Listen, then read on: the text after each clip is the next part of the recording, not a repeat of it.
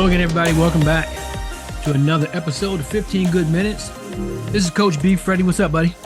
How you doing? I'm good, man.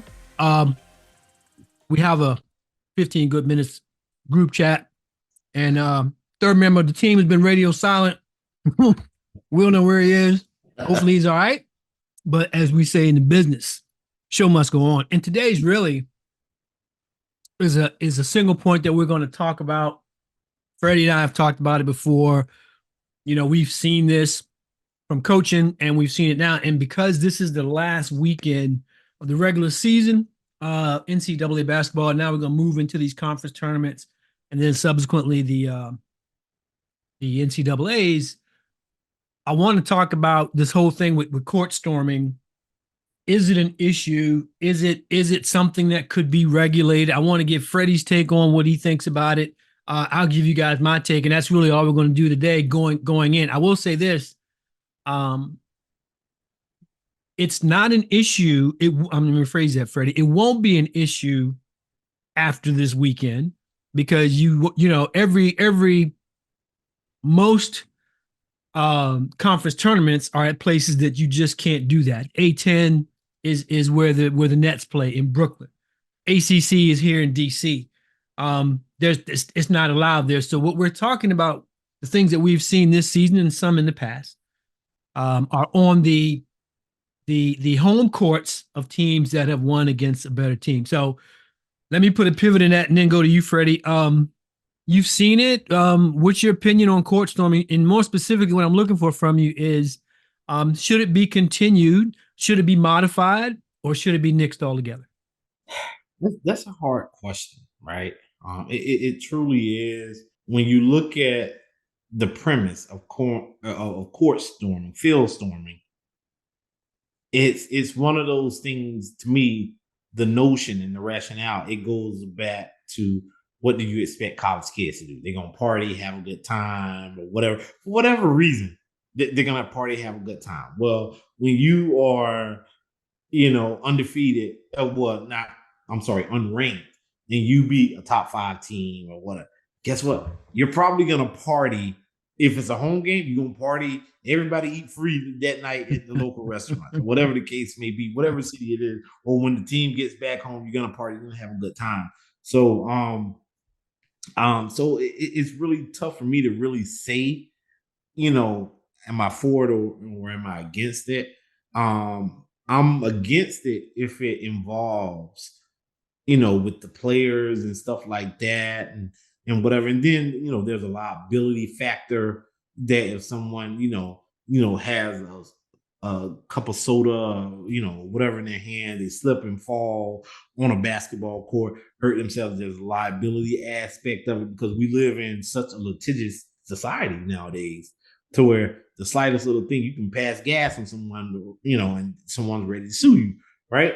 And so it's just one of those things. I'm not for court storming, but I'm not against it. Honestly, I think a lot of it was blown out of proportion. This last incident with Cal Filipowski with Duke. And he said he felt like it was intentional. Someone tried to hurt him or whatever. I don't think they was trying to hurt him. I really don't. They just beat your ass. So they're not trying to hurt you, right? I would like to think they weren't. You may have some malicious people out there, but I don't think they was trying to hurt him. But if you also look at it, he put his 2 forearms up like he was trying to, okay, we just lost, so you run into me, you're going to get these elbows or whatever. For me, it's like, okay, at this stage of the game, I'm against it for all the reasons that you said. Somebody could get hurt. Even a fan, right? Fan falls down, maybe gets trampled, whatever. For me, it's purely a safety thing. And a lot of times, we're focused on the player, get it, but there's a fairly large contingent of people that travel with that visiting team, from managers and support staff and people that you may or may not even know are part of that organization. So for me, it's like this. If you want to do it, I think it has to be delayed. To your point, once the visiting team, we've done the handshake line and the visiting team, because it's only happening on a home game. they have successfully, and their entourage, the whole party has left the court. I'm fine with that. Let it roll. But if you got more and more people, Freddie, at these games now, and they're just coming, and it's too easy for something bad to happen. I will say this on the Duke point. I found it kind of interesting that him and his coach took that position. But if you go back and look earlier in this year, Duke did a court storming, you know. So when they beat somebody that they thought they weren't supposed to beat, they do that kind of thing. So to the educational institutions, I would say this: you cannot play both sides of the fence. You can't cry foul when you're the one that loses the game and the other team does it, but then you encourage it. And researching the topic this week, I looked up some stuff. We got guys this season, coaches from the home team out there just happy with those fans, taking selfies and running around the court. You know what I mean? It's so I do get it. You want to celebrate that. But what I was saying at the top of the show was that, you and I are going to be at the ACC tournament this year. No matter which team you're there to support, you will not run onto that court, without getting jacked. Somebody will crack you across the head, or you definitely will get detained. So my whole thing is like, why is it so what's the right word? Why is it so special, as it were, with college, but we don't see it in the NBA? Run up on LeBron if you want to. You ain't gonna get within 10 yards. You know what I mean? Same thing in other pro sports. And I think it's the safety element. I think we have an obligation uh, to protect all of the players, and to that extent too, man. We got to protect the fans that are there. And if you get out there in a mob scene, here's the other thing: you have people from the other fan side, right, who might take exception. You can end up with a battle between two different groups of fans out there. I think the era of court storming, when it was quote unquote safe, is gone. I don't know if you've seen it, Freddie, but Sports Center put one on. I forget the school from a couple weeks ago. It was a one-man court storming. Hilarious. Nobody was in the crowd, but it was an upset. The brother ran out on the field and he was like, "Oh, damn, no support." And Everybody at. right, nobody was there. So, let me throw another question at you. If there's going to be a change in the policy, because right now I think it's a $25,000 fine, and all these schools are paying it. They pay more than that one day's worth of nil for some of their players. Who should be responsible, in your opinion, for enforcing it? In other words, is it the team, the school, the NCAA? Who would you, if you had to go to a governing body to say we need to take action here, who would you recommend that be? I think it would be the entity in So that which school, that enforces the penalty, yeah, right? So if the NCAA is enforcing the penalty at certain games, like they are right now. UNC, That fine, that $25,000 fine, is an NCAA fine. right? But if the fine is levied by the NCAA with certain games that marquee games, I mean, guess what? I mean, no one's storming the court for FAU and FIU. No one's storming that court, right? But if you have Or a George Washington versus George Mason. right, no one's storming those courts. I think the NCAA should bear the brunt of the burden in the event that they're the one levying the penalties. I agree with that 100%. I think the only way this gets the proper attention is because it's limited, I think, to just college athletics. I think the NCAA has to come out and say this is what's going to happen, and then the penalty has to be more significant than $25,000. I mean, Duke paying 25K for court storming is a joke. Maybe at GW versus George Mason, you can't pay for the Fairfax County Police to come, but they're there anyway. So I think that the Who pays for NCAA, that law enforcement though? exactly. So to Exactly. me, the NCAA could write a funding line to supplement the law enforcement officers for those jurisdictions. I'm not talking about the campus staff. I'm talking about, like, again, like here, Fairfax County is going to come and cover the game. It's like overtime for them, and they get paid. And if they do just like they do at Capital One Arena, you see ushers lining the court at almost every ball, every dead ball, timeout, and definitely at the end of the game, you can't get close to them. Can it be fixed? And we have to define what fixed is. My definition of fixed is, you know what, it was a good run. You got to stop it.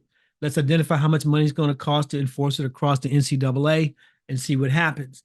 Or if they're going to continue it, then we really need to have some no fooling measures put in place, a countdown clock or something up on the jumbotron that says, you know, we're going to let you storm when this light goes green or whatever, which gives that team time to leave. If you come on the court before then, there's got to be some type of, you know, consequence for that. But it's getting a lot of attention, and hopefully something can be done about it. We will see.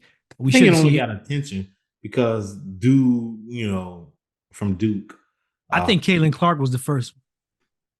Remember that one? Yeah, yeah. Right. I hate to say this, but I feel like it's being overblown. I really think it is being overblown. Caitlin was fine. Filipowski, he didn't miss any time. I think Nope. that was just Duke being sore losers, and you know people don't want to say that in the media.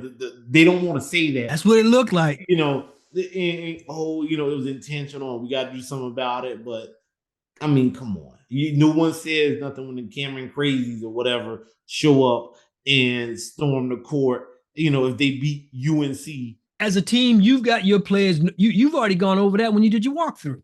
Look, this happens. This is how we account for everybody. This is where you go. It's better for you to hit the tunnel and not shake hands than to put yourself in there. The teams practice this. Before we go, man, you got anything to say today? Today is early voting day in certain states. Whatever side of the coin you decide to vote, go out, make your vote, your voice heard. Rather, you know, at least you know have your voice heard. That's one of the most powerful things that you can do in your society, and you know, we'll see what happens.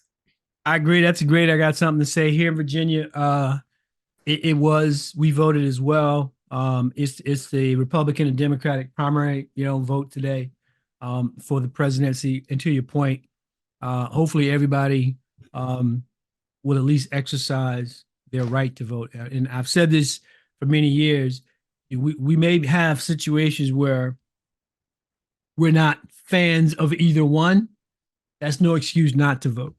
You know, you. I think at some level you have to do your homework, like Freddie said, starting at the grassroots level, get to know your local representatives, and then you know, cast your vote for whoever you think can best support your particular agenda. But please exercise your right to vote. It's going to be important. It's going to be important here in a few months, especially this fall.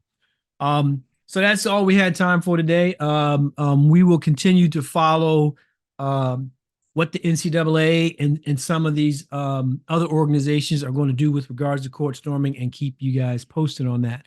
In the meantime, we hope you enjoy the final weekend of the regular season. For the smaller conferences, they've already got their conference tournaments underway. For the big ones, everything ends this particular Sunday, and that leads into the conference tournaments for next week. And we'll be bringing you some updates on those at that time. Until then, have a great weekend. We're out.